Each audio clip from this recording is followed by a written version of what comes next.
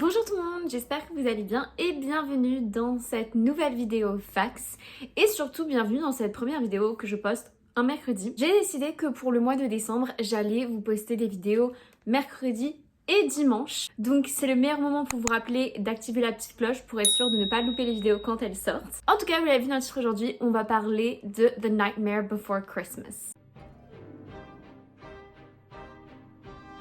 Donc il faut savoir que l'histoire de ce film, tout part d'un poème que Tim Burton a écrit et il a été inspiré par le changement de décor qu'on voit dans les vitrines entre Halloween et Noël, ce moment un peu bizarre où les deux se chevauchent, et ça lui a inspiré justement ce film. Il s'est aussi inspiré de Rudolph the Red-Nosed Reindeer, l'animation de 1964, et aussi de How the Grinch Stole Christmas, dont on a déjà parlé puisque j'ai fait une vidéo entière sur The Grinch. Et d'ailleurs, Jack, c'est vraiment l'opposé de The Grinch. Et par contre, Tim Burton, il était producteur sur ce film, pas directeur, parce que au même moment que ce film, il était directeur sur un autre film, je crois que c'était Batman Returns, donc il pouvait pas faire les deux en même temps, donc il a juste eu un rôle de producteur.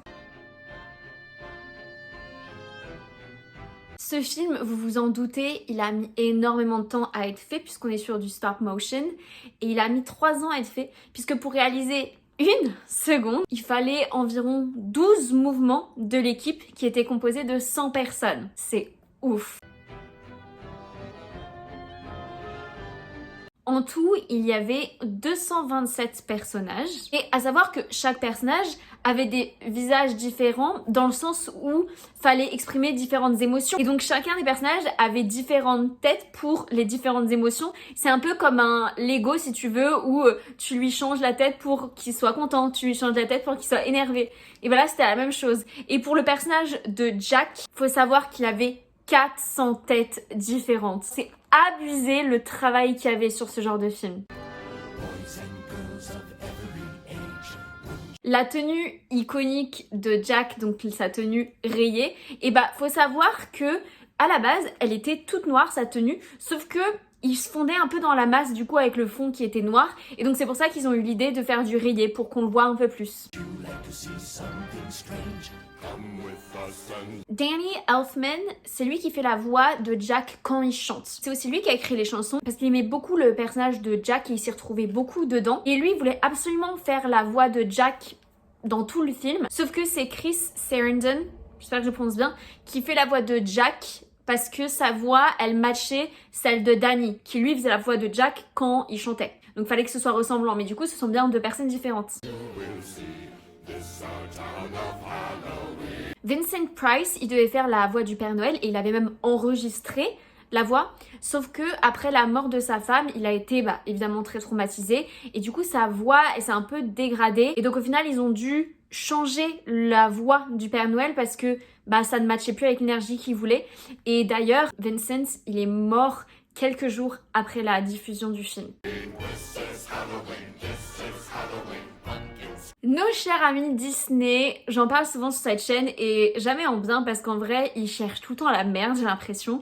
Et il faut savoir que du coup, ils voulaient que Jack, il ait des yeux. Sauf que Tim Burton, il s'est battu pour que ce soit pas le cas parce que justement, le but, c'était que ce soit un squelette et donc qu'il n'y ait pas des yeux. Et justement, c'est ça qui lui donne tout son charme. De son côté, Sally, elle devait à la base galérer à marcher, sauf qu'ils ont fait des tests et en fait ça donnait l'impression qu'elle était bourrée, donc ils ont un peu modifié, on voit quand même qu'elle a une marche différente, mais ils sont restés quand même assez neutres. Il y a une scène où les vampires ils jouent au hockey.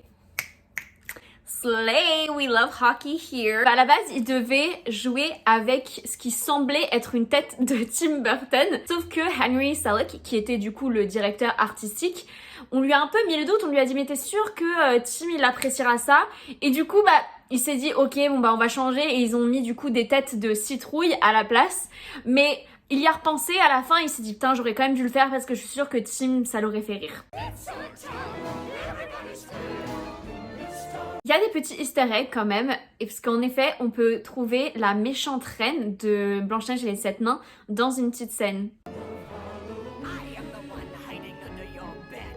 Comme comme souvent, que ce soit dans des séries ou dans des films, des fois il y a des fins alternatives et certains membres de l'équipe avaient proposé une fin différente à Tim, sauf que lui, il s'est énervé, il a même tapé dans un mur parce que pour lui, c'était hors de question qu'on change la fin. Angry issues much? Il devait y avoir une attraction à Disneyland sur le thème de A Nightmare Before Christmas, mais ça c'est pas fait.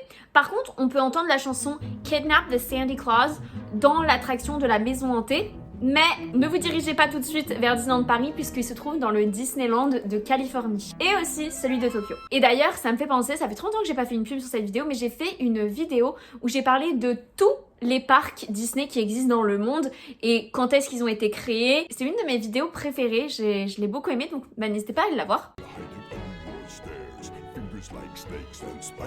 Pendant très longtemps, ils savaient pas trop comment marketer ce film et j'avoue que même moi, je comprends pas trop qui est la cible.